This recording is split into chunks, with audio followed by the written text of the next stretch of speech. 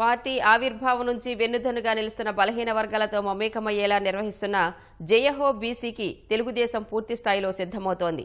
ఈ నెల 27న జరిగే బహిరంగ సభకు రాష్ట్రం నలుమూలల నుంచి బీసీలను తరలించేలా వ్యూహరచన చేసింది. బడుగుల కోసం అమలు చేస్తున్న సంక్షేమ కార్యక్రమాలను బలంగా చాటుతూనే తెరాసతో కలిసి బీసీలను చీల్చేందుకు కుట్రలు చేస్తోందంటూ వైకాపాను ఎండగట్టాలని భావిస్తోంది.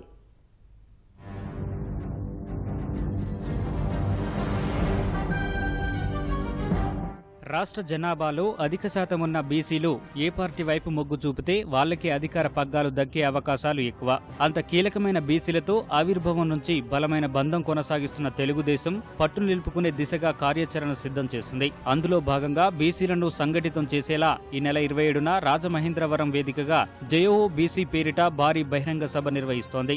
ఆ వేదికపై నుంచి ముఖ్యమంత్రి చంద్రబాబు బీసీ కార్యాచరణ ప్రకటించనున్నారు.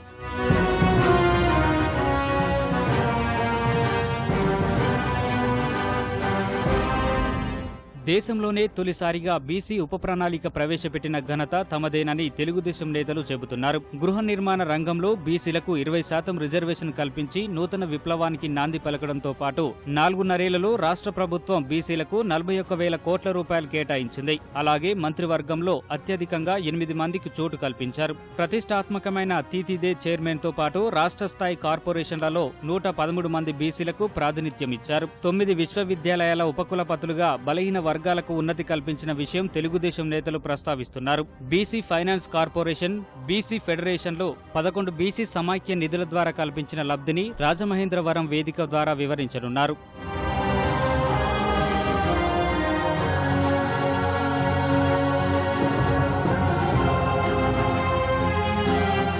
బీసీల్లో చీలిక తీసుకొచ్చేందుకు తెరాసతో కలిసి వైకాపా కుట్రలు చేస్తుందని తెలుగుదేశం భావిస్తోంది. అందులో భాగంగానే తలసాని శ్రీనివాస్ యాదవ్ వ్యాఖ్యలు చేస్తున్నట్లు నేతలు చెబుతున్నారు. ఈ విషయంలో ఆ రెండు పార్టీలను ఎండగట్టాలని నిర్ణయించారు.